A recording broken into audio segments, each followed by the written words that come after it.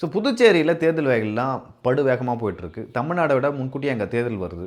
அதனால் அங்கே இருக்கிற அரசியல் கட்சிகள் மும்முரமாக வேலை செஞ்சுட்ருக்காங்க. குறிப்பாக எல்ஜேகே கட்சியோட தலைவர் ஜோஸ் சார்லஸ் மார்ட்டின் அவர்கள் வந்து பல்வேறு விஷயங்களை வந்து அங்கே பண்ணிகிட்ருக்காரு புதுமையாக. இது வரைக்கும் வந்து அங்கே இருக்கிற அரசியல் கட்சிகள் எதுவுமே பண்ணாத பண்ணிகிட்ருக்கார். புதுச்சேரி வந்து ஒரு சிறிய மாநிலம், அவங்களுக்கு தெரியும், யூனியன் பிரதேசம். அப்படி இருக்கும்போது அங்கே ஜோஸ் சார்லஸ் மார்ட்டியானா வந்து ஒரு ஆள் போயிட்டு நிற்கிறதுன்ட்டு ஒரு பெரிய தாக்கத்தை ஏற்படுத்தும். அவர் இது வரைக்கும் வந்து பல்வேறு நலத்திட்ட உதவிகளை புதுச்சேரியில் பண்ணிகிட்ருக்காரு. குறிப்பாக சொன்னால் இந்த ஏழை எளியவர்களுக்கு வந்து மருத்துவ உபகரணங்கள் கொடுப்பது, பள்ளி கல்லூரி மாணவர்களுக்கு வந்து கட்டணத்துக்கு வந்து உதவி செய்கிறது, அதே போல் வீட்டு உபயோகப் பொருட்கள், அதாவது தினசரி நம்ம பயன்படுத்தலாம் அந்த உபயோகப் பொருட்கள் அப்படின்னு சொல்லிட்டு நிறைய விஷயங்களை வந்து கவனம் செலுத்தியிருக்காரு. குறிப்பாக வந்து காமராஜர் நகரில் அவர் போட்டிடுறாரு. அங்கே வந்து தனியாக ஒரு வீடை வந்து வாங்கி தன்னோட அட்ரஸை வந்து அந்த வீட்டுக்கு வந்து மாற்றிருக்காரு.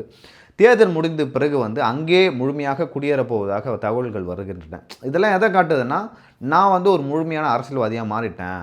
என்னை வந்து ஒரு பக்கம் வந்து நிறைய பேர் நிறைய விதமாக பேசுகிறாங்க. அதெல்லாம் தாண்டி நான் வந்து ஒரு சராசரி அரசியல் தலைவராக இருக்க விரும்பல அப்படின்னு சொல்லிட்டு யாரெல்லாம் அவரை விமர்சிக்காங்களோ அவங்களுக்கெல்லாம் வந்து ஒரு பாடமாக ஜோஸ் சார்லஸ் மார்ட்டின் அவர்கள் வந்து நடந்திருக்காரு. கிட்டத்தட்ட அவர் 60 கோடி மதிப்புள்ள வீட்டு உபயோகப் பொருட்கள், மருத்துவ உபகரணங்கள்லாம் கொடுத்துருக்கதா சொல்கிறாங்க. இது வந்து காமராஜர் நகரில் அவரை இப்போவே வந்து ஒரு வெற்றி வேட்பாளராக ஆக்கியிருக்கு அப்படின்னு சொல்லிட்டு அந்த கட்சியை சேர்ந்தவங்க சொல்கிறாங்க.